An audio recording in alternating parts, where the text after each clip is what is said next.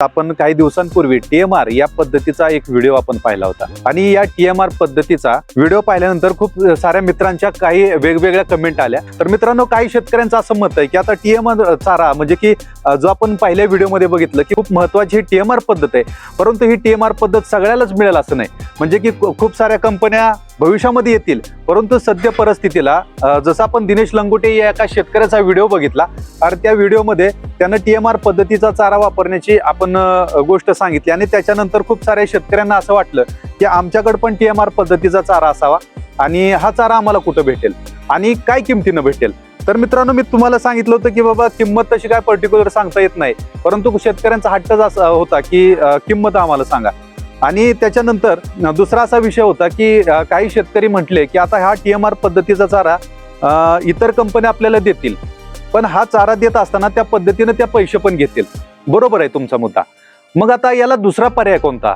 हा TMR पद्धतीचा चारा तर आपल्या दुग्ध व्यवसायात खूप फायदेशीर विषय आहे, परंतु हा फायदेशीर विषय असल्यानंतर आपल्याला कंपनीकडून चारा जर घेतला तर आताच आपण जर विचार केला तर दुधाला दर फार कमी आहे आणि जर हा चारा परत अजून जास्त किमतीने विकत घ्यायचा म्हटलं तर दूध धंदा आपल्याला कुठेच परवडणार नाही। अगदी रास्त मुद्दा आहे तुमचा। मग आता आपण याच्यासाठी काय करू शकतो?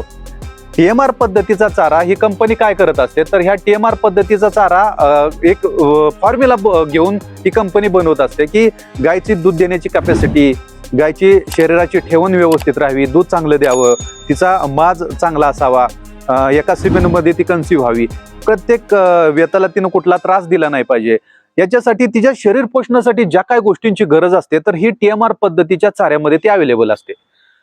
मग आता आपल्याला हा चारा अवेलेबल करता येईल का? तर एक गोष्ट आहे की कंपनीकडून आपण एक तर तो चारा घेतला पाहिजे किंवा हा चारा आपण घरी बनवला पाहिजे। आता कंपनीकडून तर आपल्याला हा चारा लगेच काय मिळणार नाही, कारण खूप काही जालना असेल, बीड असेल, नंदुरबार असेल या ठिकाणच्या शेतकऱ्यांच्या प्रतिक्रिया आल्या, परंतु त्या भागामध्ये मला नाही वाटत की आता TMR पद्धतीचा चारा तिथं उपलब्ध असेल आणि त्या शेतकऱ्यांना तसा तो मिळणार नाही इच्छा असली तरी। मग आता आपण काय करू शकतो तर हा TMR पद्धतीचा चारा आपण घरीच बनवू शकतो। तर याच्यासाठी आपल्याला काय गोष्टींची गरज असणार आहे? कोणत्या गोष्टींची गरज असणार आहे? यामध्ये ओला चारा, सुका चारा आणि ड्राय मॅटर। जसं मी तुम्हाला सांगितलं, ड्राय मॅटर खूप महत्वाचं आहे। यामध्ये गव्हाचं काढ असेल, सोयाबीनचा भुसा असेल, तुरीचा भुसा असेल, तर हा जो भुसा आहे, मूग असेल, चवळे असेल, तर हा भुसा आहे, तर हा भुसा आपण एकत्र केला पाहिजे आणि साठवून ठेवला पाहिजे। आणि ज्यावेळेस TMR पद्धतीचा हा चारा आपल्याला बनवायचा त्यावेळेस आपण आपल्या गोठ्यावरती आपण बनवू शकतो।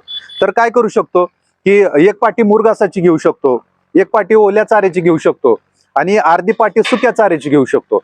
त्याच्यानंतर त्यामध्ये कॅल्शियम पावडर असेल, मिनरल मिक्सचर असेल, पशुखाद्य असेल, या संपूर्ण गोष्टींचं मिश्रण आपण करू शकतो। यामध्ये थोड्याफार प्रमाणात क्रश केलेला हरभरा असेल, मका असेल, सोयाबीन असेल, तर या पद्धतीचं मिश्रण या चाऱ्यामध्ये असलं तर झाला आपला TMR पद्धतीचा चारा पूर्ण। मग आता हा TMR पद्धतीचा चारा कधी करायचा? हा आपण जास्त दिवस करून ठेवू शकत नाही। ओला चारा, वाळला चारा हा जर आपण जास्त दिवस ठेवला मिक्स करून तर त्याला बुरशी लागू शकते। म्हणून आपण काय करू शकतो तर हा चारा आपण रोजच्या रोज बनवू शकतो। म्हणजे जर आज आपल्याला गरज असेल संध्याकाळच्या चाऱ्याची तर सकाळचं सगळं शेड्यूल संपल्यानंतर आपण हा चारा बनवून ठेवू शकतो आणि भट्टी म्हणूयात आपण थोडक्यात, तर ही भट्टी सकाळीच लावून ठेवू शकतो आणि ही लावलेली भट्टी आपण संध्याकाळी 4 वाजता ऍज इट इज वापरू शकतो। संपूर्ण नियोजन झालं गोठ्यातलं, 4-5 नंतर आपण दूध काढलं आणि गायींचं संपूर्ण काम संपलं की परत आपण उद्या सकाळच्यासाठी ही भट्टी परत लावू शकतो आणि अशा प्रकारे TMR पद्धतीचा चारा आपण बनवू शकतो। आता TMR पद्धतीचा चारा आपल्याला एवढा ऍक्युरेट बनवता येणार नाही, किंवा जसं सांगितलं तुम्हाला की आपल्या भागानुसार आपल्याला सोयाबीनचा भुसा, तुरीचा भुसा, गव्हाचं काढ हे मिळणं शक्य नाही, परंतु जास्तीत जास्त प्रमाणात हे कसं उपलब्ध होईल आणि याचा आपण साठा कसा करून ठेवू शकतो याचा विचार इथून पुढच्या काळात करणं गरजेचं आहे। मग त्याच्यासाठी जागा आली, त्याच्यासाठी वेगळं स्वतंत्र शेड आलं आणि हे खराब होऊ नये याच्यासाठी आपल्याला त्याची व्यवस्था करावी लागणार आहे। म्हणून या गोष्टी आल्या तर या गोष्टी कराव्या लागणार आहेत आपल्याला, कारण काही लोक म्हणतात की हा चारा जर विकत घेतला तर कसा दूध धंदा परवडणार आहे आपल्याला। म्हणून आपल्याला हा जर परवडायचा असेल तर थोडाफार याला निवारा करावा लागणार आहे, कारण याच्यावरती ऊन, वारा, पाऊस याचा जर प्रभाव पडला तर हा चारा तुम्ही साठवलेला खराब होऊ शकतो। म्हणून याच्यासाठी स्वतंत्र एका कप्प्याची गरज असणार आहे।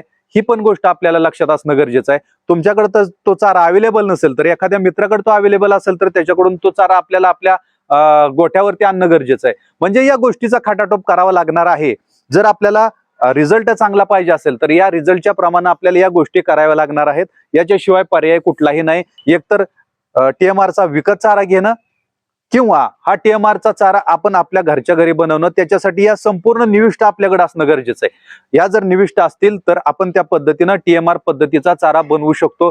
कोणतीही गोष्ट अशक्य नाही मित्रांनो. म्हणून या गोष्टींचा विचार करा. कुठलीही गोष्ट अशक्य नाही. आपण अशा पद्धतीनं बनवला तर आपण घरच्या घरी TMR पद्धतीचा चारा बनवू शकतो आणि आपला हा दुग्ध व्यवसाय फायदेशीर आपण करू शकतो. पण गरज आहे ती करण्याची. कसं होतं की आपण एकदा करायला लागलो की 4 दिवस करायचं, 5व्या दिवस ते परत तसंच फेंदीला पडलं. असं करून चालणार नाही मित्रांनो. एक कन्सिस्टन्सी, एक सातत्य या व्यवसायात जर असेल तरच आपल्याला हा दुग्ध व्यवसाय परवडणार आहे. अन्यथा आपल्याला हा तोट्यामध्ये घेऊन जाणारा व्यवसाय सिद्ध होतोय. म्हणून या संपूर्ण जिद्द, मेहनत, चिकाटी आणि नियोजन या संपूर्ण गोष्टीचा जर मेलाप असेल तर निश्चितच आपल्याला या पद्धतीतून फायदा करून घेता येईल. म्हणून TMR पद्धतीचा चारा मित्रांनो आपण अशा पद्धतीने घरच्या घरी बनवूया आणि आपण हा TMR पद्धतीचा चारा बनवल्यानंतर दुधामध्ये वाढ होणार आहे, गाय वेळेवरती माझावरती येणार आहे, गायचं आरोग्य चांगलं राहणार आहे, सुदृढ राहणार आहे. त्याच्यामुळे आपल्याला होणारी पैदास चांगली होणार आहे. त्याच्यानंतर दूध क्वालिटीचं निघणार आहे. त्याच्यामुळे फॅट एसएनएफ वाढणार आहे, दरामध्ये वाढ होणार आहे. म्हणजे खूप सारे फायदे आहेत TMRचे. आता मुरघासाची पद्धत फायदेशीर होती, परंतु आता मुरघासाच्या पद्धतीच्या पुढचा हा TMR पद्धत येऊ लागलेला आहे. आता बाहेरच्या राज्यामध्ये जर गेलं किंवा बाहेरच्या देशामध्ये आपण जर विचार केला तर सर्रास हा TMR पद्धतीचा चारा हे वापरतात आणि त्याच्यामुळे ही खूप चांगल्या दुधाच्या गायी सांभाळू शकतात आणि खूप चांगल्या पद्धतीनं फायद्याचा हा व्यवसाय ते करून घेत आहेत. मग आपण कशाला पाठीमागे राहायचं? म्हणून आपण पण हा TMR पद्धतीचा चारा सुरू करूयात. जेवढ्या निविष्ठा असतील सुरुवातीला, जेवढ्या तुमच्याकडे गव्हाचं बुसकाट असेल, सोयाबीनचं बुसकाट असेल, 2च बुसकाट असतील तर ठीक आहे. सुरुवात आपण तिथनं सुरू करूयात. यामध्ये कॅल्शियम पावडर टाकूयात, मिनरल मिक्सचर टाकूयात आणि त्याच्यानंतर यामध्ये गोळी पेंड टाकूयात. तुम्ही जर खपरी पेंड वापरत असाल तर खपरी पेंड टाकूयात. याचं मिश्रण करूयात. जसं आपण शेतामध्ये मटेरियल टाकतो तर त्या पद्धतीनं जसं आपण कालून घेतो एक प्रकारे 2, 3, 4 पद्धतीनं तर तसं करूयात. एकदा समोरच्या पद्धतीने ते मिक्स करूयात, परत उलट्या बाजूनं परत ते मिक्स करत यावं, परत आडव्या बाजून मिक्स करूयात, परत ते संपूर्ण एकत्र करून परत अजून एक बाजूनं मिक्स करूयात आणि अशा पद्धतीने तो एक ढीग लावूयात आणि त्यातून तो चारा आपण गायींना देऊयात.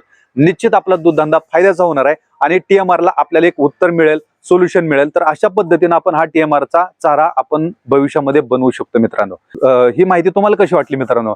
कमेंट बॉक्समध्ये नक्की आपली प्रतिक्रिया द्या आणि या चॅनलवरती जर तुम्ही नवीन असाल तर या चॅनलला नक्की सबस्क्राईब करा, लाईक करा आणि हा व्हिडिओ इतर शेतकऱ्यापर्यंत नक्की पोहोचवा. भेटूयात पुढील व्हिडिओमध्ये अशीच वेगळी माहिती घेऊन. तोपर्यंत निरोप द्या. नमस्कार, जय हिंद, वंदे मातरम.